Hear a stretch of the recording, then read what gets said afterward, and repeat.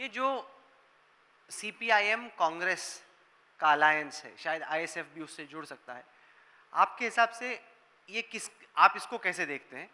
और ये आपका वोट तोड़ते हैं या टीएमसी का वोट तोड़ते हैं? देखिए, हमने जो हमारा राजनीतिक रणनीति है हमारी, वो 50% 51% वोट की है। हमें 51% वोट लाना है। 49 में टीएमसी किससे गठबंधन करती है, कांग्रेस किससे गठबंधन करती है, सीपीएम किससे गठबंधन करते हैं, ओएसी किससे गठबंधन करते हैं, हमें उससे कोई लेना देना नहीं। हम 51% वोट लाकर 2/3 बहुमत से सरकार बनाएंगे। ये हमारी रणनीति का हिस्सा है और हमारी दृढ़ इच्छा शक्ति भी है।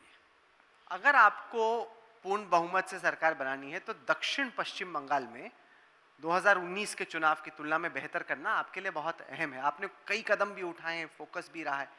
आपके हिसाब से कितना कामयाब आप हुए? क्योंकि अगर 2019 का चुनाव देखते हैं तो नॉर्थ बंगाल से जो चुनाव स्टार्ट होता है उसका रिजल्ट एक तरह का रहता है, भगवा भगवा भगवा, और यहाँ पे आके पूरा नीला।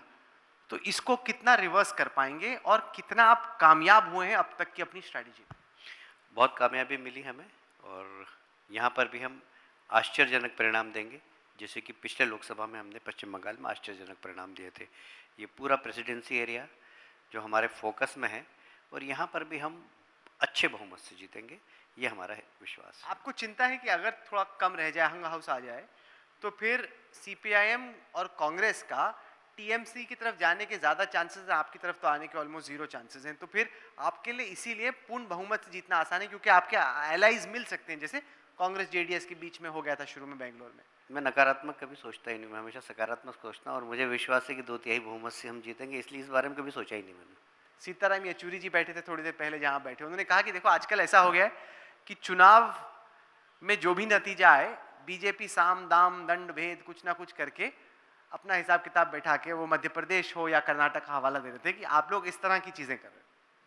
अब देखिए, सीताराम येचुरी जी बोल भी सकते हैं और उनका इस प्रकार के आरोप लगाने का अधिकार भी है विपक्ष की हैसियत से। पर सवाल ये है कि आज इस देश का नेतृत्व मोदी जी कर रहे हैं और मोदी जी के प्रति एक वो विकास की प्रतिमूर्ति बन गए। एक नया कुछ होना चाहिए, एक नया इंडिया बनना चाहिए, इसके प्रतिमूर्ति बन गए।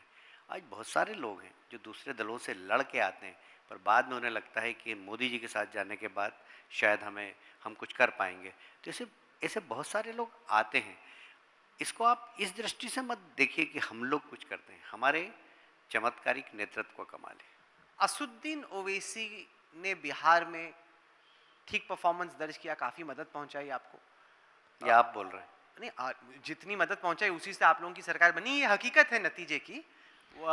अब ये सवाल उठता है कि क्या ओवैसी को बंगाल में लाने के लिए ममता जी कहती हैं कि वो बीजेपी की सी टीम है, मदद कर रही है, बीजेपी पीछे से ओवैसी को यहाँ पे भेज रही है ताकि मुस्लिम वोट उनका स्प्लिट हो जाए।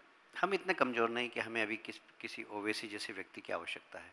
हम यहाँ बहुत सॉलिड स्थिति में हैं और हमें विश्वास है कि हमारा इतना काम है 6 साल का कि यहाँ हम सरकार बनाएंगे, हमें किसी की ज़रूरत नहीं।